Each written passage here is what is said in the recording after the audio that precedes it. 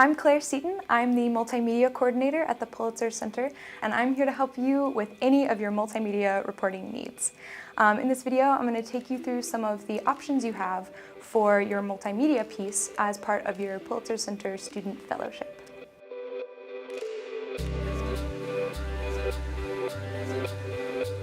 For your multimedia piece, you have several options, including a video, a podcast, an audio slideshow, and in this video, I'm going to show you how to use your phone to create any of those, as well as dedicated tools if you're up for the challenge.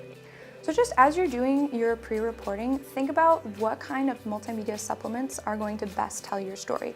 Some topics are going to lend themselves better to a visual medium, some are going to be better for an audio story. It really depends on you, your topic, and the kind of skills you want to develop. Using multimedia is not only a great way to enrich your written piece, it's also becoming a crucial part of modern journalism and is going to be a great way to strengthen your portfolio as well. Okay, let's get started. So for video, there's all kinds of really cool things you can do to immerse your audience in your reporting. You can make a documentary where you interview subjects on camera and illustrate it with B-roll. You can make an explainer video, like this very one you're watching. You can make a vlog. The possibilities are endless. Some key components of a good video include an interview and good B-roll. When you're conducting interviews, make sure you write out your questions in a way that makes logical sense and is easy for your interviewee to go through and answer. And then when you're shooting, make sure you framed your interviewee according to the rule of thirds. The rule of thirds is a composition technique where basically you draw like a tic-tac-toe grid on your screen and then put your interviewee along one of those vertical lines. You'll also want to identify them in what's called the lower third, some text with their name and occupation in the bottom part of the screen. When you're getting B-roll to illustrate your story, take way more video than you think you're going to need. You can do all of this on your phone, or you can use a DSLR, a dedicated video camera, a GoPro, whatever you have. The most important thing you can do if you're filming on your phone is to not film like this. Turn your phone and film in horizontal mode.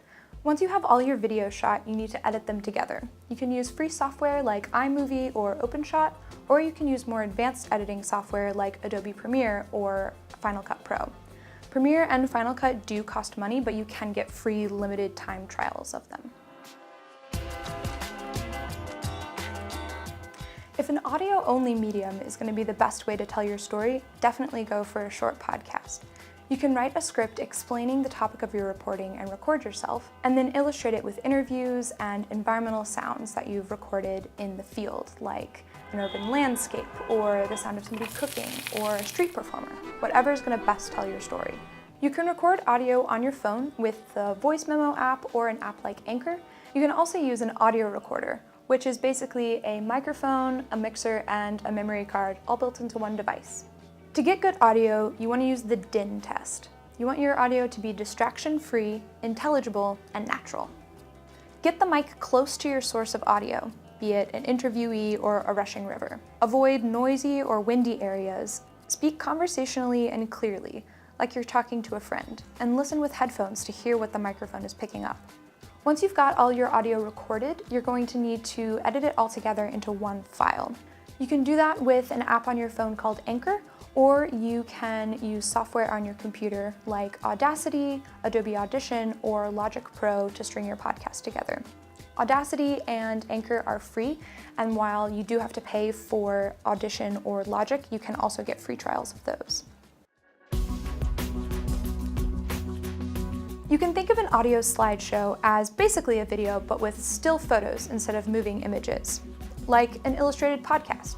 To make an audio slideshow, you'll write and record a voiceover narration using the same tips for getting good podcast audio and illustrate it with photos.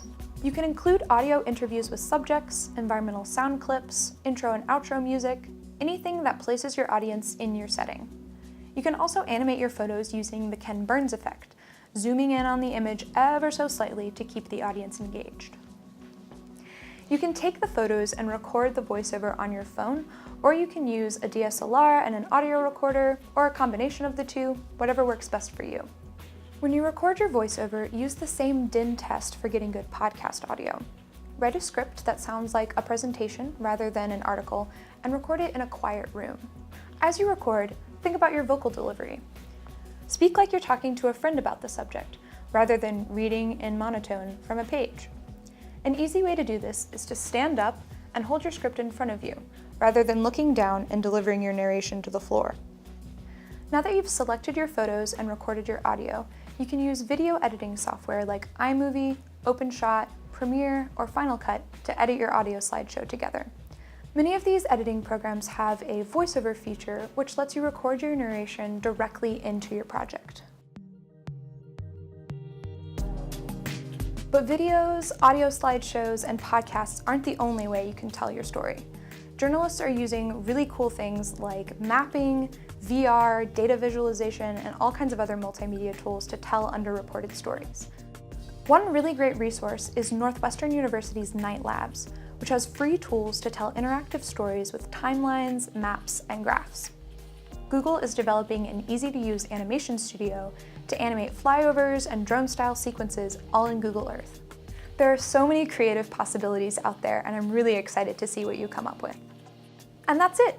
We'll be adding more and more resources to the Student Fellows Resource Guide on the Pulitzer Center website, as well as your Student Fellows Guidebook, so definitely be sure to keep an eye on those. NPR Training has some really amazing resources for journalists, especially when it comes to audio, and you can find tons of free tutorials on YouTube and lynda.com.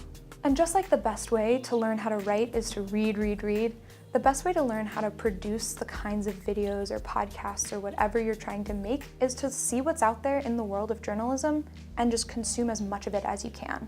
And definitely check out what past student fellows have produced to get some inspiration.